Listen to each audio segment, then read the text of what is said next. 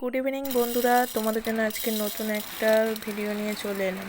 ভিডিওটা দেখে বুঝতেই পারছো যে কী রান্না হতে চলেছে। আজকে ডাল রান্না হবে। একটা স্টিলের বাটি নিয়ে নিয়েছিলাম, তার মধ্যে কিছুটা পরিমাণ মতন ডাল নিয়ে নিয়েছিলাম। আজকে ছোটো বাটি 2 বাটি ডাল নিয়ে নিয়েছিলাম। তোমরা যে কোনো ডাল নিয়ে নিতে পারো, তো আমি নিয়ে নিয়েছিলাম আজকে মসুরি ডাল। বন্ধুরা ভিডিওটা পুরো স্কিপ না করে পুরোটা দেখতে থাকো। এর মধ্যে জল দিয়ে দিয়েছিলাম, কারণ ডালটাকে তো পরিষ্কার করে ধুইতে হবে। ভালো করে হাত দিয়ে পরিষ্কার করে নিলাম। পাচ্ছ ডালের মধ্যে কি সব সাদা সাদা পাউডার দেওয়া থাকে, তো তার জন্য একটু ভালো করে ধুয়ে নিতে হবে। পাউডারটা কিন্তু শরীরে গেলে কিন্তু অনেক ক্ষতি করে। আমি অনেকবার করেই ধুয়ে নিয়েছিলাম, যতক্ষণ না সাদা জলটা বার হচ্ছে ততক্ষণ আমরা ধুয়েই নেবো। বন্ধুরা চেষ্টা করবে চাল বলো ডাল বলো ভালো করে পরিষ্কার করে ধুয়ে নেওয়ার জন্য। দেখো আমি ডালটাকে বেশ ভালো করে পরিষ্কার করে ধুয়ে নিয়েছি, সাদা একটা জল বেরিয়ে গেছে। জলটাকে ভালো করে ঝাড়িয়ে নিলাম। এইদিকে বসিয়ে দিয়েছিলাম প্রেশার কুকার। আজকে ডালটা পুরো রেসিপিটা করব হচ্ছে কি প্রেশার কুকারে। প্রেশার কুকার গরম হতেই তেল দিয়ে দিলাম, একদম অল্প তেলেই করব কিন্তু রান্নাটা। এদিকে দিয়ে দিলাম জিরে ফোড়ন।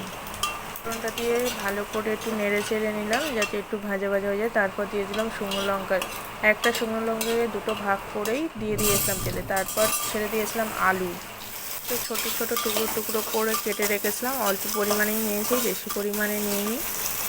এটাকে একটু নেড়ে চেড়ে একটু ভেজে নিচ্ছি।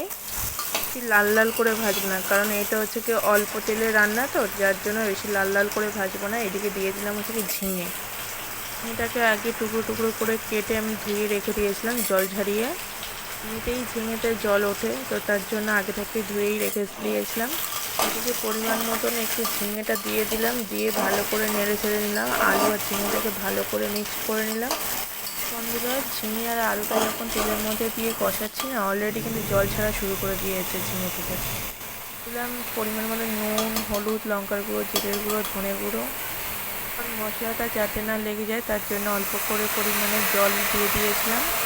অল্প পরিমাণে দিয়েছিলাম যেহেতু ঝিঙে থেকেও জল উঠছে, তো তার জন্য অল্প পরিমাণে জল দিয়ে দিয়েছিলাম। তো ভালো করে নাড়িয়ে চাড়িয়ে নিয়েছিলাম। দেখো বন্ধুরা মশলাটা কিন্তু ঝিঙে আলু সবটাতেই লেগে গেছে। এইভাবেই 2-4 মিনিট কষিয়ে নিচ্ছিলাম। আর এইদিকে একটু রেডি করে নিচ্ছিলাম আদা কুচি। একটু ভালো করে ঘষে নিচ্ছিলাম, তো অল্প পরিমাণে আদা দিয়ে ওইটাকে নাড়তে চাড়তে থাকলাম। আদা দিয়ে একটু কষিয়ে নিচ্ছি। আমার রান্নাটা থেকে বুঝতেই পারছো খুব একটা কিন্তু তেল দিইনি, অল্প তেলেই রান্নাটা করছি। একটু ভালো করে নেড়ে চেড়ে নিতে হবে, যেহেতু আদা দিয়েছি আদাটা নিচে যাতে না লেগে যায়। তারপর দিয়ে দিলাম হচ্ছে কি মসুর ডাল, যেটা ধুয়ে রেখেছিলাম। এতে যেই ডালটা ছিল সবটাই দিয়ে দিলাম একটু একটু করে। সময় খেয়াল রাখতে হবে গ্যাসের আঁচটা যেন জোরে না থাকে, কারণ বাই চান্স ধরেও লেগে যেতে পারে। জন্য গ্যাসের আঁচটা একটু কমিয়ে দিয়ে ডালগুলো দিয়ে দিলাম। দেওয়ার পরে ভালো করে নাড়িয়ে চাড়িয়ে নিলাম। এবার গ্যাসটাকে জোরে বাড়িয়ে দিলাম। এই ঝিঙে আলু আর ডালটাকে ভালো করে মিক্স আপ করে নিলাম। দেখো বন্ধুরা ঝিঙে থেকে যে জলটা ছেড়েছিল তাতেই দেখো কষাচ্ছি, টকবক টকবক করে কিন্তু ফুটছে নিচের দিকে। দেখো কষাতে কষাতে দেখতেই পাচ্ছ ঝিঙে আর আলুটা অল্প অল্প সিদ্ধ সিদ্ধ হয়ে গেছে। তারপর ঢেলে দিলাম হচ্ছে কি জল, এটাকে পরিমাণ মতন দিলাম। তারপর নাড়িয়ে চাড়িয়ে নিলাম। হ্যাঁ বন্ধুরা এই ডালটা হচ্ছে কি নিরামিষি ডাল। আমি যেহেতু মসুর ডাল দিয়েছি, তো তোমরা নিরামিষের দিনে এমনি ছোলার ডাল বলো মটর ডাল বলো দিয়ে এইভাবে রান্নাটা করতে পারো।